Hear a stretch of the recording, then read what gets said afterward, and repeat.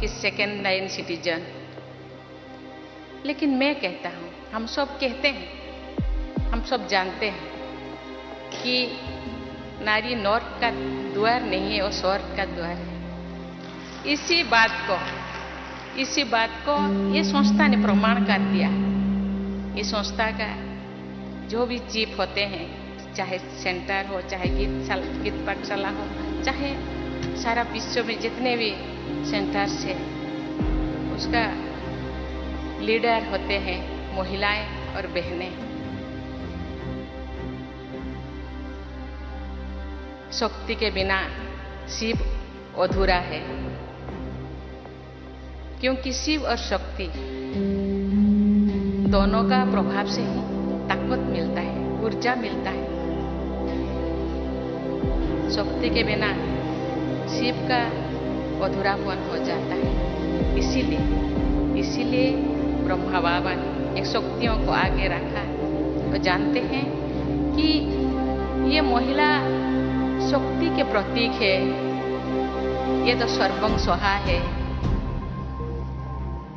सुख, शांति, आनंद, प्रेम का ये जीता जागता ये मिसाल है। कोई बोलने से, कहाँ किताबों में लिखने से वो चीज तो बदल नहीं जाएगा। लेकिन आज लोगों की मानसिक स्थिति को बदलना जरूरी है, वो बदल भी चुका है। आज चारों तरफ ये है, भारत में ही है नहीं, सारे विश्व में कहते हैं महिलाओं को आगे लाना होगा। वो समझते हैं आज नेगेटिविटी इतने बढ़ने का एक ही, मुझे बहुत सारे कारणों से एक ऐसे रीजन है, क्योंकि हम लोग महिलाओं को नेग्लेक्ट करते हैं। महिलाएं आगे आना चाहिए। आज चारों तरफ आरक्षण के लिए नारा लग रहा है। पॉलिटिक्स में आरक्षण, नौकरियों में आरक्षण और हर चीज में आरक्षण चाहिए महिलाओं।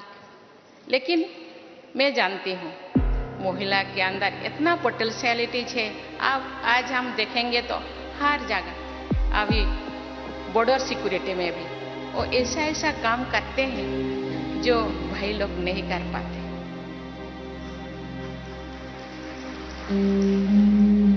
अपने आप को प्रूव करना चाहते हैं, उनके अंदर जुनून है, यस मुझे करना है, मुझे आगे बढ़ना है। किसी के पीछे, मेरे पीछे कोई रहना कोई जरूरी नहीं, मेरे अंदर पोटेंशियलिटीज है।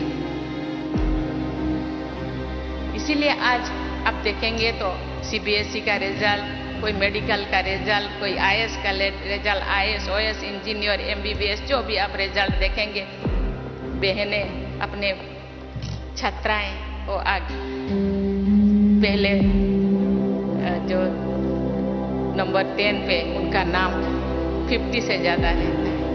अपने आप को प्रूव करना चाहते हैं, हम पीछे नहीं है, हम आगे हैं, आगे बन सकते हैं, जा सकते हैं। इसीलिए ये जो संस्था, ये जो इतने सारे संस्थाओं को एक सूत्र में बांधना, कोई बाबा के भाषा में कोई मासी का घर नहीं है। इतने लोगों को इकट्ठे करना, मानसिक परिवर्तन करना, ये केवल ये संस्था महिलाओं के नहीं, समाज के हर वर्ग, हर श्रेणी को आगे लाने के लिए वो चाहते हैं। जो समाज के सब लोग आगे बढ़ेंगे तो विश्व परिवर्तन हो सकेगा। मुट्ठी भर मानव के साथ कोई परिवर्तन नहीं हो सकता, सबको आगे लाना होगा, आगे आना होगा। इसीलिए वो युवाओं को भी आगे लाने के लिए गांव-गांव वो रैली कर रहे हैं। सब जानते हैं जितने अभी जनसंख्या वृद्धि हो रहा है, इसके साथ ही अपना अनाज का भी बढ़ावा जरूरी है। इसीलिए लोग रासायनिक सार का खाद का यूज करते हैं, लेकिन देखा गया है कि रासायनिक सार यूज करते वक्त तो हम शारीरिक रूप से इतने नया नया बीमारी आ रहा है। इसीलिए ये संस्था ने जैविक सार, ऑर्गेनिक सार यूज करके वो गांव-गांव किसानों के अंदर ये बात को फैला रहे हैं। मुझे भी मौका मिला था कि ब्लॉक में कृषि सम्मेलन जो हो रहा है उसमें शामिल होने के, लोगों को समझाने के लिए। ये लोग इसको अपना रहे हैं। आज सब सोच रहे हैं हमको तो उस रासायनिक खाद को बंद करना है, खाद को बंद, अभी ऑर्गेनिक जो खाद को अपनाना है और उसके साथ साथ यौगिक व्यवस्था को भी उपयोग करना है। भाई और बहनों, आज सारे विश्व में स्वच्छता का अभियान चल रहा है। स्वच्छता, बाह्य स्वच्छता के, लेकिन ये संस्था का नंबर 1 मुद्दा तो है स्वच्छता और पवित्रता। ये पहले से ही है। ये केवल बाह्य स्वच्छता नहीं है, वो आंतरिक स्वच्छता, मन, वचन, कर्मणा में स्वच्छता, दृष्टि, वृत्ति, कृति में स्वच्छता, चाल चलन, चेहरा में स्वच्छता, कथनी और करनी में समन्वयता, समरसता, ये तो उनका मुद्दा है, ये संस्था का मुद्दा है। हम जब गांव जाएंगे तो बाह्य स्वच्छता के, एटमॉस्फेयर के स्वच्छता के साथ साथ अपने अंदर के स्वच्छता के बारे में भी लोगों को समझाना है। स्वच्छता तो अंदर ही ज्यादा है। इस स्वच्छता को मिटाने के लिए ये संस्था इतने दिनों से काम कर रहे हैं। मुझे पता है छोटे छोटे गांव से लेकर छोटे बड़े शहरों तक बहनें गांव-गांव जाके कैसे लोगों को समझाते हैं और उनके मानविकता को जो घट गया है उसको फिर पुनर्स्थापन करने के लिए, पुनर्स्थापित करने के लिए वो कितने मेहनत करते हैं। जो लोग इस यही संस्था से जुड़े हैं वो लोग तो परिवर्तन हो गए हैं। यही संस्था से ज्यादा लोग कैसे जुड़े, इसीलिए हम सबको प्रयास करना होगा। हम गांव जाएंगे ऐसे तो, क्योंकि ये युग एडवर्टाइजमेंट की युग है। आज तो सिनेमा वाले भी प्रमोट करते हैं, क्योंकि लोगों के पास जाने से ही ये सोचते हैं ये तो इतने व्हाइट ड्रेस, इतने परहेज, खान पान, वो परहेज है, इसीलिए लोग डांटते हैं। लेकिन वो हम जाएंगे, लेकिन उनको समझाएंगे कि नहीं, बहुत सहजता से, बहुत आसानी से हम इसी संस्था से जुड़ सकते हैं और इसी संस्था के जितने भी श्रीमत है उसको हम फॉलो कर सकते हैं। इनका जो ये संस्था के जो मकसद है, ये मकसद, ये लक्ष्य जो बेहतर समाज की स्थापना, मुझे लगता है हम इसी तरह प्रयास करते रहेंगे तो वो दिन दूर नहीं कि ये समाज में जरूर बदलाव आएगा। गांधी जी, महात्मा गांधी जी का सपने राम राज्य जरूर लौटेगा। इसके लिए हम सबको, बहनें तो प्रयास कर रहे हैं, जो गृहस्थी है उनको भी प्रयास करना होगा। कहते हैं कि example is better than advice. अपने आप को एग्जाम्पल बनाना है। यस, हम कर सकते हैं। हम महाकाश पे जा सकते हैं, मिट्टी के अंदर जा सकते हैं, पानी के गहराई में जा सकते हैं। तो इतना सारा, इतने थोड़ा से काम हम नहीं कर सकते।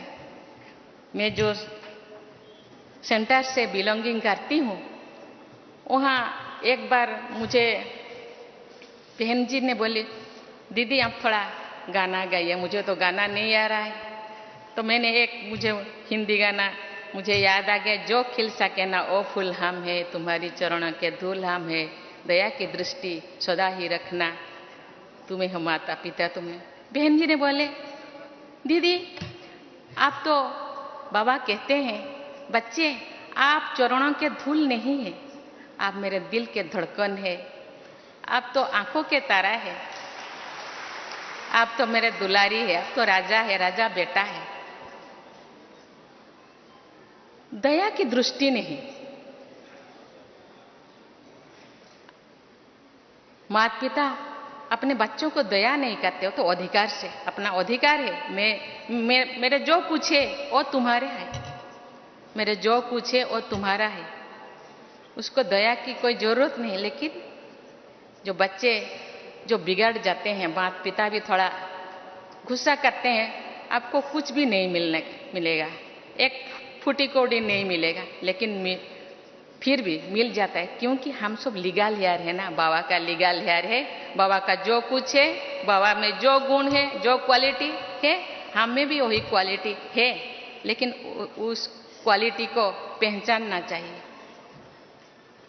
और खुद उसको प्रयोग करने के साथ साथ दूसरों को भी। बाप कहते हैं आप जो कर रहे हैं ना, दूसरे आपको जो फॉलोअर्स है दूसरे भी वही करते हैं, इसीलिए आपको भी चाल चलन चेहरा में शुद्धता आना चाहिए, आपका वृत्ति में शुद्धता आना चाहिए, तो आपका फॉलोअर्स में भी आपके जो करते हैं वो जरूर करेंगे और विश्व का परिवर्तन जरूर होगा।